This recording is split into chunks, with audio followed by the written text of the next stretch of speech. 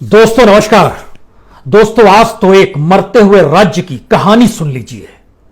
शायद इतनी बड़ी त्रासदी या इतना बड़ा दर्द आपके भीतर कभी महसूस हुआ नहीं होगा, क्योंकि एक ऐसे राज्य की कहानी है जिसका अतीत गौरवशाली है, जिसकी यूनिवर्सिटी अंतर्राष्ट्रीय तौर पर एक वक्त पहचान पाए हुई थी, जहां सबसे पहले रिपब्लिक के तौर पर इसी राज्य के भीतर से चीजें पनपी थी। यह एक ऐसा राज्य है जहां मौजूदा वक्त में इस देश के भीतर में जितने भी विभाग हैं, जितने भी मंत्रालय हैं, उनके भीतर जो नौकरशाह बैठे होते हैं, जो नीतियों को बनाते हैं, उनमें सबसे बड़ी तादाद इसी राज्य से आने वाले लड़कों की है, युवाओं की है, बुजुर्गों की भी है। यहां तक कि फाइनेंस कमीशन को इस देश में जो शख्स लीड करता है वह भी इसी राज्य से आता है। राष्ट्रीय ही नहीं अंतर्राष्ट्रीय तौर पर भी इस राज्य के छात्र, इस राज्य के प्रोफेशनल्स, इस छात्र के डॉक्टर्स की एक पहचान है, चाहे वो ब्रिटेन हो या अमेरिका हो। आज किसी का नाम नहीं लेंगे, सिर्फ आज गौर कीजिए, कोई राज्य अगर मरता है और उस राज्य के होने का मतलब इस देश के भीतर फिर भी क्या है, सियासी तौर पर और शायद खून चूसने के तौर पर, क्योंकि बाढ़ से लबालब पानी के बीच में 11 जिले इस राज्य के डूबे हुए हैं। कोरोना जैसी बीमारी से प्रभावित इस राज्य के भीतर का संकट यह है कि शमशान घाट तक में जगह नहीं मिल पा रही है, लकड़ी उपलब्ध नहीं है, बेड उपलब्ध अस्पतालों में नहीं है, डॉक्टर नहीं है, नर्स नहीं है, दवाई नहीं है, यहां तक कि जिस कुर्सी पर बैठाकर ले जाया जाए मरीज को वह भी नहीं है। एम्बुलेंसेस तक की स्थिति नाजुक है। और इस देश के मानचित्र पर, इस राज्य पर जब आप उंगली रखेंगे तो आप चौंक जाएंगे, क्योंकि हर क्षेत्र में इसकी स्थिति ऐसी हो चली है कि इस राज्य का अपना राजस्व भी देश में सबसे कम है। जीएसटी के जरिए जो पैसे आते हैं सबसे कम आते हैं, इनकम टैक्स के जरिए जो पैसे आते हैं सबसे कम आते हैं। इंडस्ट्री यहां नामो निशान नहीं मिलेगा आपको। यह कौन सा राज्य है? आज जिक्र इसी राज्य का, क्योंकि त्रासदी इतनी बड़ी है कि हमें लगा कि तमाम तथ्यों के साथ आज आपको अपने भीतर झांक कर देखना चाहिए और खास तौर से इस राज्य से जुड़े लोगों को महसूस करना चाहिए, जो दिल्ली में बैठे हों, चाहे लंदन में बैठे हों, चाहे अमेरिका में बैठे हों, या देश के अलग अलग प्रांतों में बैठे हों, या फिर कैबिनेट मिनिस्टर ही क्यों ना हो। यह राज्य बिहार है, एक ऐसा राज्य जिसके भीतर सिर्फ और सिर्फ मवाद भरा हुआ है, क्योंकि जो फैक्ट्स वहां के निकल के आएंगे वो आपको शर्म में डुबो देंगे और आपके भीतर वाकई ये एहसास होगा कि बिहार के होने का मतलब भारत के भीतर है क्या। समझने की कोशिश कीजिए। मौजूदा वक्त में यहां पर 11 जिले पूरी तरीके से बाढ़ में डूबे हुए हैं। 2 लाख से ज्यादा लोग बेघर हो चले हैं और जिन 11 जिलों में पानी लबालब भरा हुआ है वहां पर सबसे ज्यादा कोविड का असर हो चला है। कोविड लगातार फैलते जा रहा है, मौतें हो रही हैं, कुछ अस्पताल पहुंच पाते हैं, कुछ नहीं पहुंच पाते हैं। पटना जैसे शहर में जहां पर पीएमसीएच भी है और एनएमसीएच भी है, जो हजारों बेड के साथ रहता है, बावजूद इसके इस देश के भीतर में सबसे कम वेंटिलेटर बिहार में ही है, सबसे कम हॉस्पिटल्स बिहार में ही है, सबसे कम डॉक्टर्स बिहार में ही है, सबसे कम नर्स बिहार में ही है, सबसे छोटा इंफ्रास्ट्रक्चर मेडिकल्स का बिहार में ही है। और आइए जरा गौर करना शुरू करें और एक एक शब्द पे गौर कीजिएगा, क्योंकि इन बातों का असर शायद बिहार के जरिए इस देश के उन कानों में पहुंच जाए जो चुनाव के वक्त कहते थे आपको कितना पैकेज चाहिए, 50,000 का चाहिए, 80,000 का चाहिए, 1 लाख करोड़ चाहिए, 1,20,000 करोड़ चाहिए, ये दे दिया वो दे दिया। सत्ता पलट गई, सत्ता का खेल होता है। लेकिन उस बिहार के भीतर आज झांक ही लीजिए। बिहार के भीतर में देश में ऐसा राज्य है जहां पर सबसे कम वेंटिलेटर हैं। इस देश के भीतर में टोटल 48,000 वेंटिलेटर हैं। बिहार में 771 वेंटिलेटर हैं। आईसीयू बेड पूरे के पूरे देश के भीतर में लगभग 95,000 है। 95,000 आईसीयू बेड पूरे देश में है। बिहार के भीतर में यह 1,543 है। देश में बेड की तादाद जो है वो लगभग 7 लाख के पार है, लेकिन बिहार के भीतर में टोटल बेड जो है वो 30,000 के लगभग है। हॉस्पिटल्स 3,034 है। ये सारी संख्या सरकारी और गैर सरकारी यानी प्राइवेट हॉस्पिटल्स को मिलाकर हमने आपके सामने रखी है। और आप जरा सिलसिला शुरू कीजिए। हॉस्पिटल बिहार में 3034 हैं, लेकिन यहां पर शमशान घाट हो, सेमेट्री हो या कब्रिस्तान हो, उनकी तादाद बिहार में लगभग दुगनी है जितने अस्पताल हैं। अगर 3034 अस्पताल हैं तो 6775 कब्रिस्तान, शमशान घाट या जहां ईसाइयों को दफनाया जाता है, सेमेट्री, उसकी जगह पर है। और इसके भीतर में शिया कब्रिस्तान भी आ गए और इसके भीतर में कैथोलिक सेमेट्री भी आ गया। यह बिहार का एक सच है। दूसरा सच हमको लगता है तुरंत मौजूदा वक्त में आ जाइए। बिहार में 40,000 पॉजिटिव केस मिले, 26,000, ये हम कल रात तक की जानकारी आपको दे रहे हैं। 40,000 पॉजिटिव केसेस में से कहा गया कि 67% रिकवरी है। अच्छी बात है। 26,800 लोग ठीक हो गए। जो बीमार हैं उनकी तादाद है 13,200। 13,200 में से 25% को यानी 3,300 को तुरंत आईसीयू चाहिए। लेकिन आईसीयू बेड की संख्या जो 3,300 है उसके आधे है, यानी सबको बेड नहीं दिया जा सकता है। एक बेड पे कम से कम 2 मरीज होंगे, सिर्फ कोरोना वायरस के मद्देनजर, क्योंकि 1,543 आईसीयू बेड है। मरीज दुगने हैं। जिनको वेंटिलेटर चाहिए उनकी संख्या है लगभग 1,650, लेकिन वेंटिलेटर पूरे राज्य में ही 771 ही है, 771 है। यानी वेंटिलेटर सबको नहीं मिल सकता है। अगर सिर्फ उन केसेस का जिक्र कर रहे हैं जो कि सरकारी दस्तावेजों में पॉजिटिव पाए गए हैं, इलाज चल रहा है, हॉस्पिटल्स तक पहुंचे हैं, सिर्फ उनका जिक्र हो रहा है, बाकियों का जिक्र यहां नहीं कर पा रहे हैं। यानी जो मौजूदा वक्त में मरीजों की तादाद है वह भी दे पाने की स्थिति में बिहार में नहीं है। और बिहार के भीतर जब और झांकना शुरू कीजिएगा तो हॉस्पिटल्स जो गवर्नमेंट के हॉस्पिटल्स हैं उनकी संख्या सिर्फ 1,147 है, जिसमें प्राइमरी हेल्थ सेंटर भी शामिल है। वहां पर कोई बेड नहीं होता है। प्राइवेट 1,887 1,887 है। हमको लगता है कि एक दिमाग में और जहन में रखिए, बिहार की जनसंख्या तकरीबन 12 करोड़ है आज की तारीख में।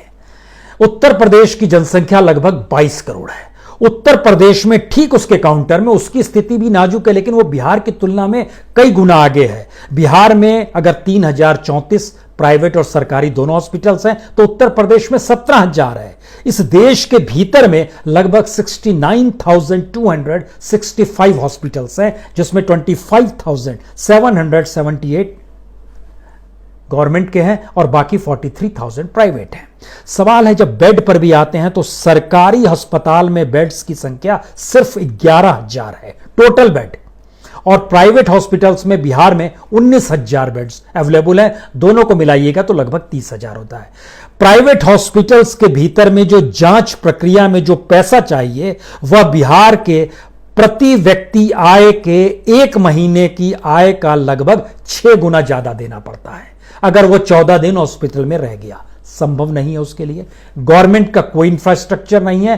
प्राइवेट हॉस्पिटल्स और तमाम बेड, तमाम वेंटिलेटर, तमाम आईसीयू मिला दीजिएगा, सबको मिलाने के बावजूद भी आज की तारीख तक में भी जितने मरीज हैं, जिसमें 67% ठीक हो गए, बाकी बचे हुए के लिए भी हमारे पास इंफ्रास्ट्रक्चर नहीं है। आईसीयू बेड की स्थिति बिहार के भीतर में गवर्नमेंट हॉस्पिटल में सिर्फ 583 है। उत्तर प्रदेश में यह 3,813 है। प्राइवेट हॉस्पिटल्स में 960 बेड है, 960 बेड है। आईसीयू बेड भी उत्तर प्रदेश में लगभग 10,000 से ज्यादा। हम इन बातों का जिक्र इसलिए करें क्योंकि बार बार इस एहसास से जीना शुरू कीजिएगा कि इस राज्य के होने का मतलब क्या है। और जब हमने आपसे इस बात का जिक्र किया कि जितनी बड़ी तादाद में बिहार में शमशान घाट है, कब्रिस्तान है, सेमेट्री है, उसकी तुलना में अस्पताल भी आते हैं, तो हमारे दिमाग में तुरंत जहन में आता है आपको यह भी जानना चाहिए कि बिहार में डॉक्टर्स कितने हैं। बिहार देश के उन राज्यों में आता है जहां सबसे कम डॉक्टर हैं, वहां की जनसंख्या के लिहाज से। WHO कहता है 1,000 लोगों पर 1 डॉक्टर होना चाहिए। भारत में डॉक्टर्स की कमी है, सर्वविदित है। भारत का एवरेज जो है वो लगभग 11,000 लोगों पर 1 डॉक्टर है। लेकिन बिहार का सच क्या है? बिहार में 28,391 लोगों पर 1 डॉक्टर है।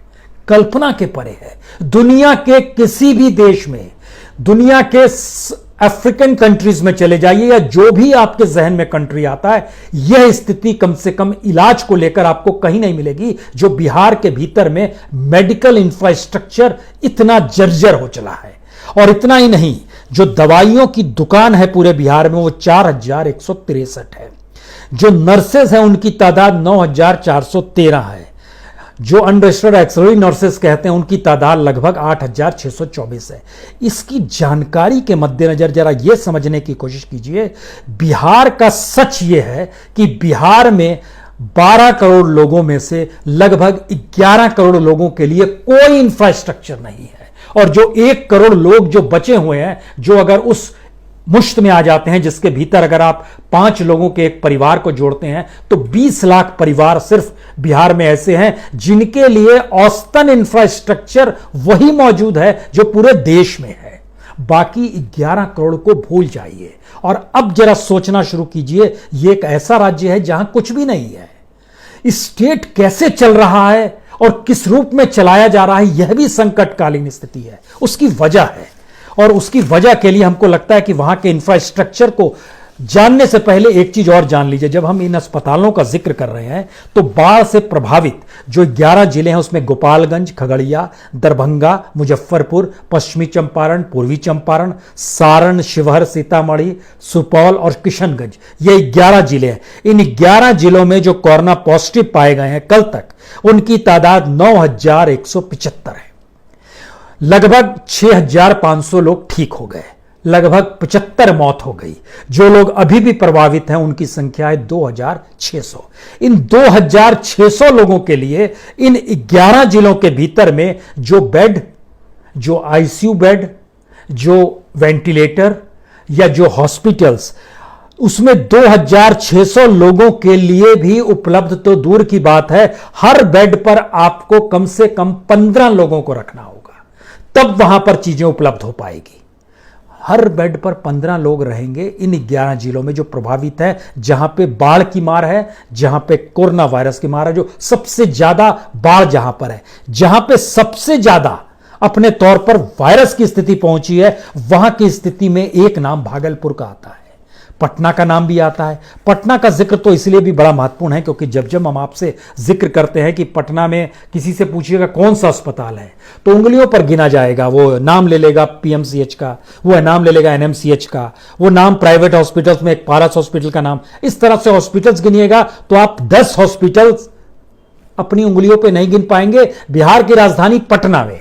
लेकिन जब आप पूछिएगा कब्रिस्तान कितने हैं, शमशान घाट कितने हैं, इलेक्ट्रिक सेंटोरियम कितने हैं, क्रेमेटोरियम जो है, उसमें पता चला कि बांस घाट है, गुरुगोभी घाट है, खांजे कला घाट है, पीर मोहानी कब्रिस्तान है, कदम कुआं कब्रिस्तान है, सेमेट्री सब्जी बाग का है, गुलशन कब्रिस्तान है जो शेखपुरा में है, कुनकुन सिंह लेन में महमूद अली शिया कब्रिस्तान है, पटना यूनिवर्सिटी के पास मुस्लिम ब्यूरल ग्राउंड है, बालूपुर में कैथोलिक कैमेट्री है, दाऊद विधा कब्रिस्तान कंकड़बाग में है, वेटनरी कॉलेज के पास कब्रिस्तान है जो एयरपोर्ट के नजदीक है।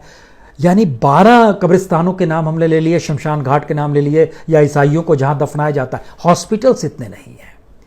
मौत इस दौर में कितनी हो जाएगी गिनने वाला कोई नहीं होगा, लेकिन कोई फर्क नहीं पड़ता है। और उसकी एक वजह है कि बिहार के भीतर कोई इंफ्रास्ट्रक्चर है ही नहीं। आपको जानकर यह भी हैरत होगी कि बिहार की जनसंख्या इस देश की जनसंख्या के लिहाज से अगर हम लोग समझने की कोशिश करें तो लगभग 9-9.5% बैठता है, 9.2% बैठेगा पूरी जनसंख्या बिहार की जो है।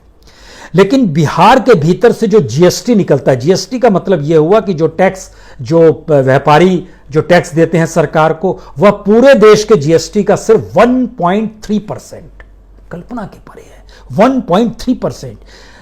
पिछले साल 12,640 करोड़ रुपए बिहार के जीएसटी निकले। इस देश के भीतर में से 9,44,414 करोड़ रुपए थे। 1.3% जीएसटी निकलता है। और अगर 2014 से 2018 तक के 5 साल को ले आइएगा तो उस दायरे में जीएसटी हमारा 1.2% हो जाता है।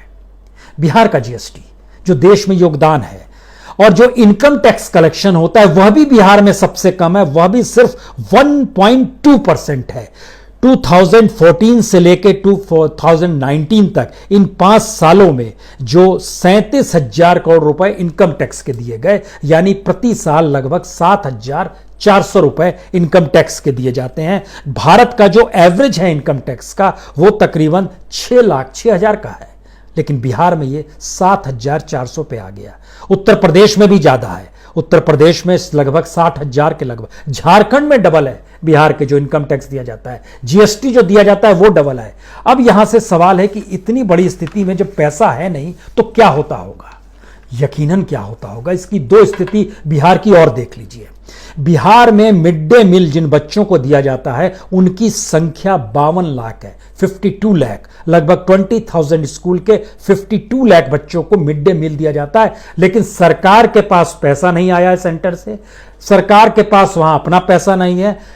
अप्रैल के बाद से तो कहीं भी किसी भी स्कूल में जुलाई तक नहीं एक भी मिड डे मील मिला। आप कहेंगे लॉकडाउन तक कैसे मिलता, लेकिन स्कूल बंद रहेंगे, लॉकडाउन की स्थिति रहेगी, मिड डे मील के लिए फिर भी बजट का प्रोविजन किया गया, सेंटर ने किया, पैसा बिहार तक नहीं पहुंचा। एक स्थिति यह है, मिड डे मील का नहीं मिल रहा है। लेकिन उससे पहले के साल में जब आप चले जाएंगे, जब ना लॉकडाउन था ना कोरोना वायरस था, उसका जब एवरेज निकल कर आता है तो लगभग 52,23,400 बच्चों में से जो रजिस्टर्ड बच्चे हैं, उन बच्चों में से एवरेज जो भोजन सबको मिड डे मील ले आया, ये 52 लाख से घटकर 1,20,000 हो गया। बाकियों को मिड डे मील नहीं मिला।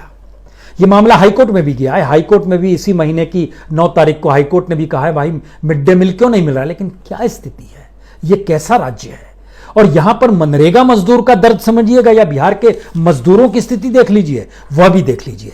बिहार के भीतर सरकार कहती है एक्टिव वर्कर्स, इनकी संख्या लगभग 2,70,00,000 है, 2,70,00,000 है। इसमें से जो मनरेगा के लिए अप्लाई किए गए लोग हैं उनकी संख्या है 1,92,00,000, 1,92,00,000।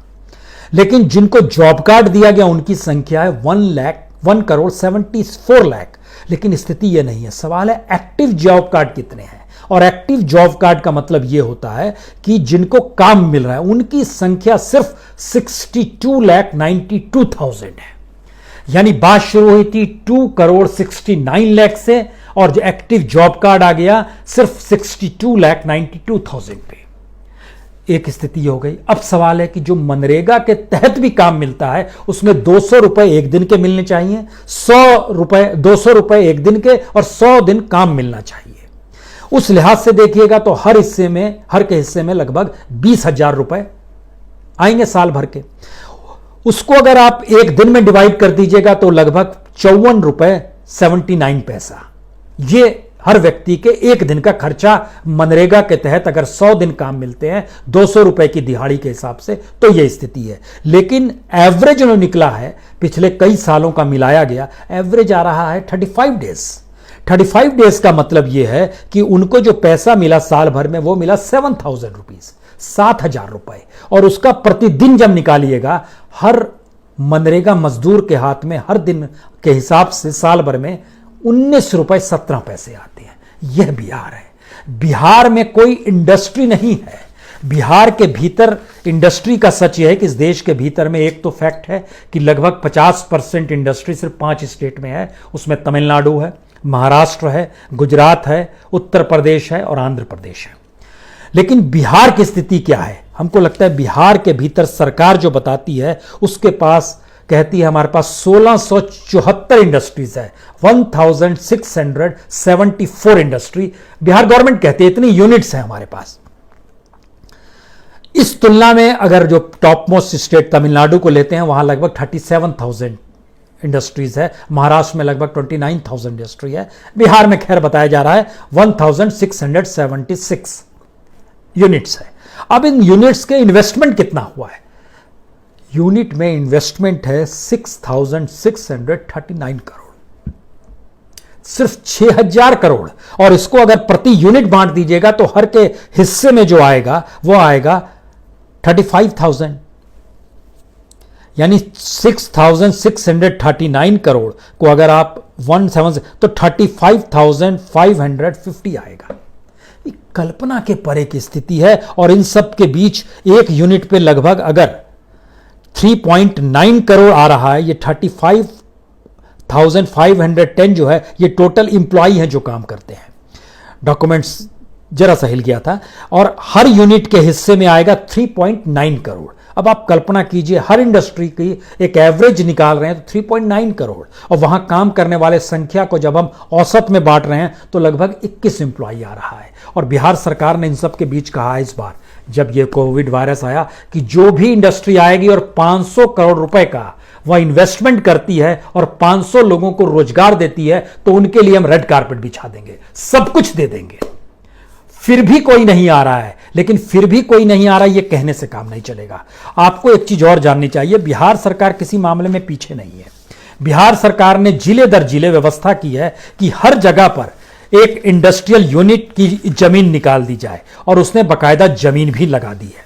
और हर जगह जो जमीन लगाई गई है उसमें पटना, दरभंगा, मुजफ्फरपुर और भागलपुर 4 हिस्सों में बिहार को डिवाइड किया। ये 4 जोन बनाए गए और इन जगहों पर लगभग 50-60 के लगभग इन्होंने एरिया चूज किए कि यहां यहां इंडस्ट्री कोई भी लगा सकता है। लेकिन आपको जानकर हैरत होगी, इन 4 रीजन्स के भीतर में जैसे पटना में 18 एरिया है, दरभंगा में 11 एरिया है, मुजफ्फरपुर में 10 एरिया है, भागलपुर में 12 एरिया है। इन जगहों पर कोई इंडस्ट्री तो नहीं आई, लेकिन इन जगहों पर इंडस्ट्री कोई आएगी तो उससे डील करने के लिए एरिया मैनेजर्स रखे गए हैं।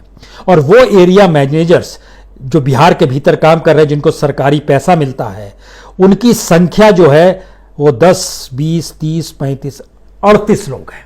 38 एरिया मैनेजर्स हैं जिनको गवर्नमेंट से पैसा मिलता है। और वो एरिया मैनेजर्स ने उस जमीन को देखते हैं, उस जमीन पर कोई इंडस्ट्री लगाने आएगा तो उसके लिए रेड कारपेट बिछा दी जाएगी, लेकिन कोई नहीं आता है।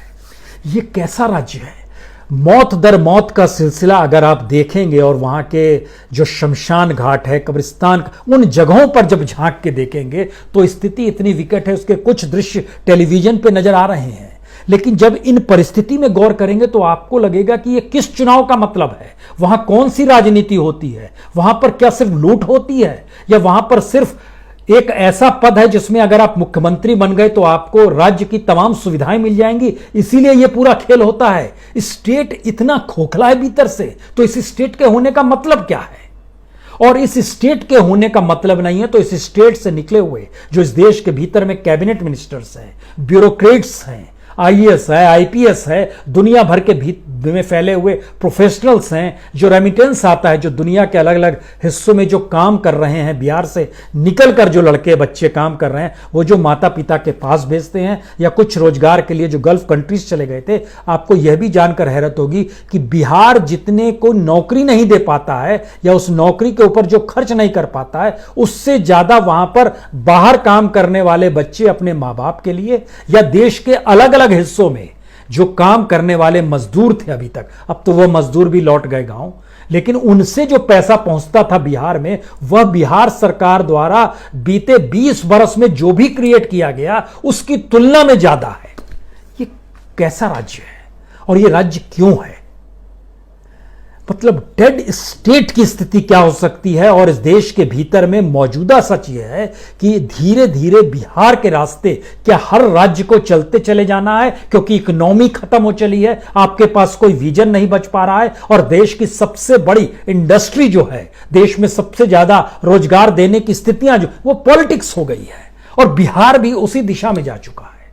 हमें लगता है ये सोचिए जरूर, अगर बिहार के लोग जो दुनिया भर में फैले हुए हैं, देश के भीतर हैं, जरा सोचें और समझने की कोशिश करें इस राज्य को रहना भी चाहिए या नहीं रहना चाहिए, क्योंकि हम लोग खुद उस राज्य को लेकर इमोशनल हैं, क्योंकि हम लोगों ने पटना यूनिवर्सिटी में पढ़ाई की है, पटना साइंस कॉलेज उस ग्लैमर को देखा है जहां पर वाकई हायर एजुकेशन के तौर पर उसकी एक पहचान थी, चाहे वो बीएन कॉलेज हो, पटना कॉलेज हो, हर कॉलेज के। लेकिन मौजूदा वक्त में सब कुछ एक कंकाल में तब्दील हो चला है, और पटना की सड़कों पर अगर आज घूमिएगा तो इतनी भयावह स्थिति है, एक तरफ सन्नाटा है, दूसरी तरफ मौत का रुदन है।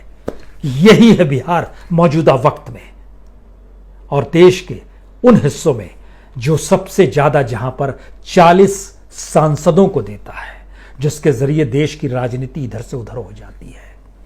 ये वो बिहार है। बहुत बहुत शुक्रिया, बहुत बहुत शुक्रिया।